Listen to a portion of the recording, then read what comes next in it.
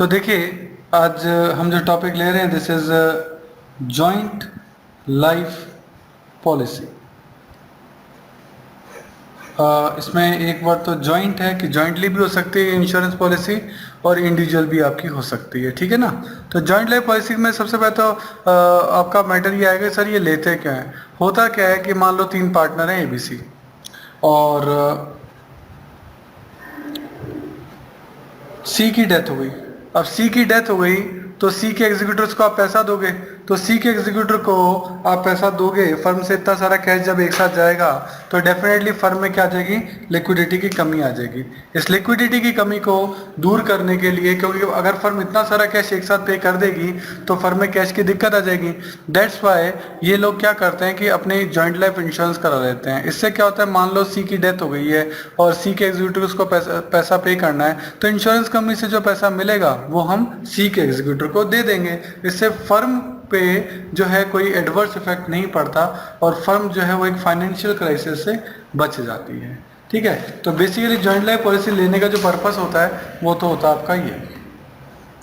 अब joint life policy में सबसे पहले जो अपने बात आती है वो आती है प्रीमियम पेड की, क्योंकि आप पॉलिसी तो ले लेंगे, अब पॉलिसी पे क्या पे करेंगे, प्रीमियम। तो देखो प्रीमियम जो पेड है, क्योंकि हर साल आपको पॉलिसी पे प्रीमियम पे करना पड़ेगा, तो उसके 2 ट्रीटमेंट हो सकते हैं। नंबर 1 है ट्रीटेड एज एक्सपेंस। जो प्रीमियम आपने पे किया है उसको क्या माना जाए, एक एक्सपेंस माना जाए कि भाई आपका खर्चा है, और खर्चा है तो आप इसे कहाँ ट्रांसफर करेंगे, आप इसे P&L अकाउंट की डेबिट साइड में एज एक्सपेंस दिखाएंगे।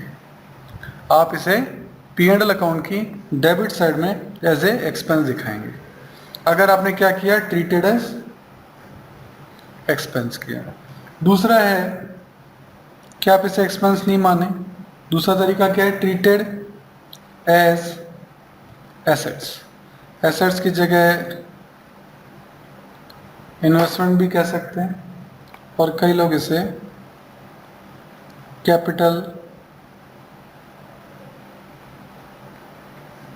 एक्सपेंडिचर भी कहते हैं। तो ट्रीटेड एज एसेट यानी इस कंडीशन में आप इसे क्या मानेंगे, एक एसेट मानेंगे। जब आप इसे एसेट मान रहे हैं तो फिर आप इसे P&L में तो दिखा नहीं सकते, तब आप इसे कहाँ दिखाएंगे, बैलेंस शीट की एसेट साइड में दिखाएंगे। ये आपकी एसेट साइड है, ये आपकी लायबिलिटी साइड, आप एसेट साइड में दिखाएंगे। कौन सी वैल्यू पे दिखाएंगे, सरेंडर वैल्यू। सरेंडर वैल्यू क्या होती है उस पर डिस्कशन करेंगे अपन। अब क्योंकि ये एसेट्स है साल के एंड में, तो जब अगले साल लाइफ पॉलिसी का आप अकाउंट बनाएंगे तो जितनी भी एसेट्स हैं उनका डेबिट बैलेंस होता है। दैट्स वाई वो टू बैलेंस BD के तौर पर लाइफ पॉलिसी अकाउंट में यहाँ अपीयर होगी, है ना। क्योंकि जितनी भी एसेट्स हैं उनका डेबिट बैलेंस होता है वो टू बैलेंस BD के नाम से यहाँ अपीयर होंगे। जबकि जब आपने एक्सपेंस माना था तो आपने इसका अकाउंट P&L में डाल दिया, P&L में डालने से इसका अकाउंट क्या हो गया, क्लोज। जब क्लोज हो गया तो अगले साल जब आप लाइफ पॉलिसी अकाउंट बनाएंगे तो यहाँ कोई बैलेंस तो है नहीं बैलेंस शीट के अंदर। दैट्स वाई लाइफ पॉलिसी के अकाउंट में आप टू बैलेंस BD लिख दो, लेकिन अमाउंट कुछ नहीं आएगा, अमाउंट नील आएगा। जबकि यहाँ ये जो सरेंडर वैल्यू है यहाँ आपकी अपीयर होगी। क्लियर है। तो अपन वापस एक बार रिवाइज कर लें कि जॉइंट लाइफ पॉलिसी के अंदर आप प्रीमियम पेड करते हैं। प्रीमियम पेड का पहला ट्रीटमेंट है ट्रीटेड एज एक्सपेंस। एक्सपेंस मानते हैं तब तो आप इसे P&L में एक्सपेंस के तौर पे डेबिट साइड में दिखाते हैं, इससे अकाउंट क्लोज हो जाता है और अगले साल लाइफ पॉलिसी का अकाउंट नील से शुरू होता है। और अगर आप उसे एसेट मानते हैं तो आप उसे P&L में ट्रांसफर नहीं करते, बल्कि आप उसे बैलेंस शीट में एसेट्स के नाम से दिखाते हैं और ये इसका बैलेंस है जो अगले साल कैरी ऑन होगा और ओपनिंग बैलेंस आपका यहाँ आएगा। सही है। सरेंडर वैल्यू क्या होती है, सरेंडर वैल्यू होती है अमाउंट रिसीव्ड ऑन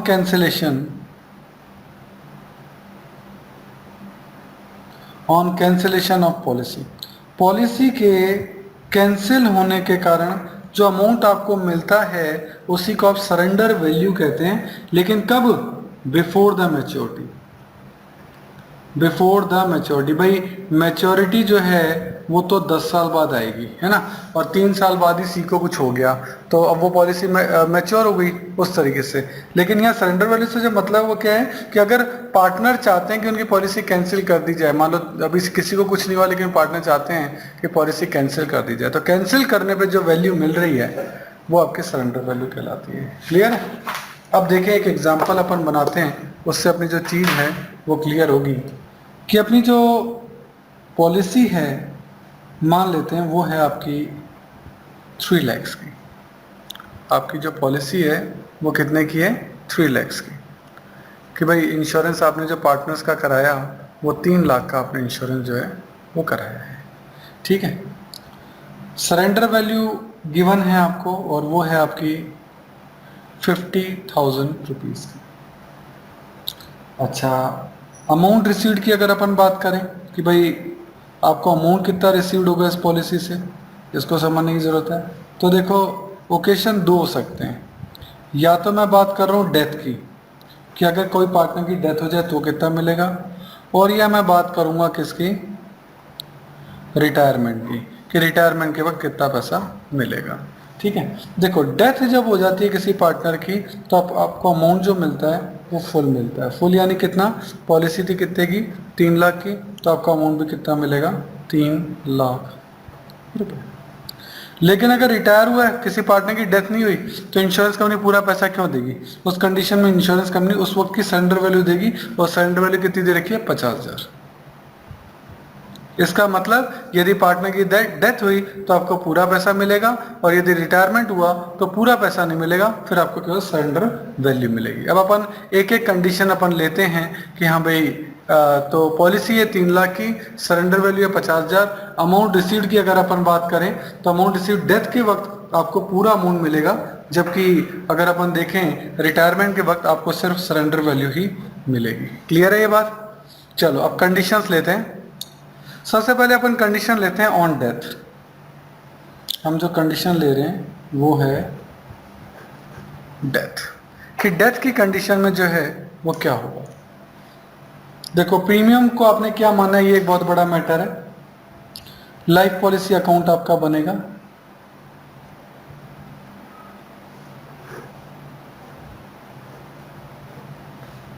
अभी मैं जो प्रीमियम है उसको एक्सपेंस के तौर पे मान रहा हूं।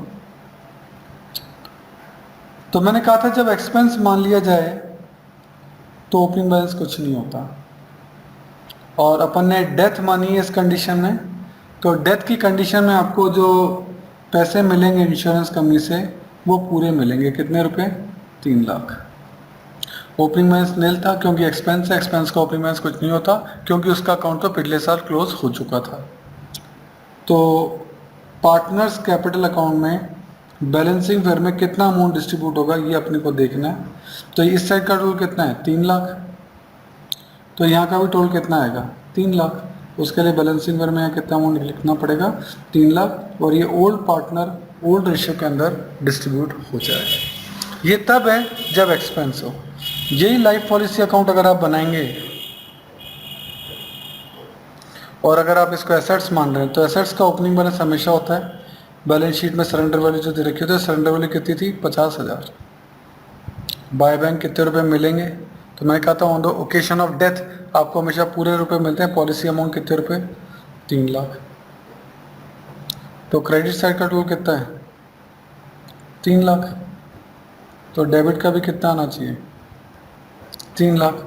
That's why 2 partners capital account balancing figure में अमाउंट निकलेगा 2,50,000, और ये ओल्ड पार्टनर ओल्ड रेशियो के अंदर डिस्ट्रीब्यूट हो जाएगा। तो देखो अगर लाइफ पॉलिसी को अपन ने एक्सपेंस माना है प्रीमियम को तो यहाँ बैलेंस बीडी कुछ नहीं आ रहा, और अगर एसेट माना है तो सरेंडर वैल्यू के तौर पे ओपनिंग बैलेंस आ रहा है।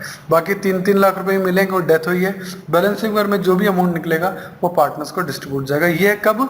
डेथ की कंडीशन में अपन ने दोनों कंडीशन देखी, एज ए एक्सपेंस और एज एसेट। ठीक है ना? अब देखें ऑन रिटायरमेंट, वही लाइफ पॉलिसी अकाउंट बनाएंगे।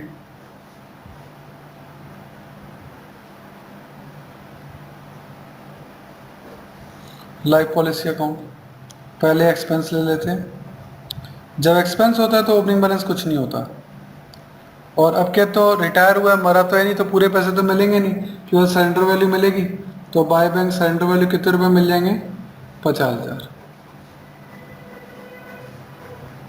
तो बैलेंसिंग फिगर में टू पार्टनर कैपिटल अकाउंट, यहाँ का टोटल 50,000 है, तो यहाँ का टोटल भी कितना आ जाएगा, 50,000। बैलेंसिंग फिगर में 50,000 रुपये निकलेंगे और ये वही ओल्ड पार्टनर ओल्ड रेशियो के अंदर क्या हो जाएंगे, डिस्ट्रीब्यूट हो जाएंगे। ये अपन ने कब किया, एज एक्सपेंस। यही चीज अगर एज एसेट हो तो वही लाइफ पॉलिसी अकाउंट बनेगा, है ना। एसेट्स का तो ओपनिंग बैलेंस होगा ना, और ओपनिंग बैलेंस क्या होता है, सरेंडर वैल्यू। आपके पार्टनर मरा तो है नहीं, रिटायर हुआ है, रिटायर हुआ है तो पूरे पैसे तो मिलेंगे नहीं, केवल सरेंडर वैल्यू मिलेगी। तो क्रेडिट साइड का टोटल कितना आया, 50,000।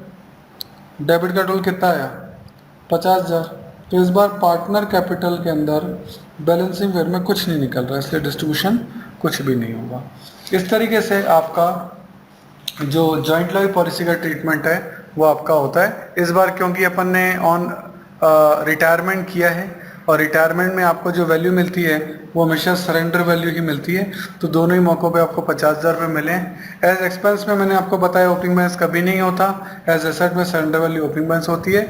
और टू पार्टनर कैपिटल का फिगर तो हमेशा बैलेंसिंग फिगर में निकलता है, तो यहाँ बैलेंसिंग फिगर में क्या निकल रहा है, नील निकल रहा है, ये अपन को ध्यान रखना है।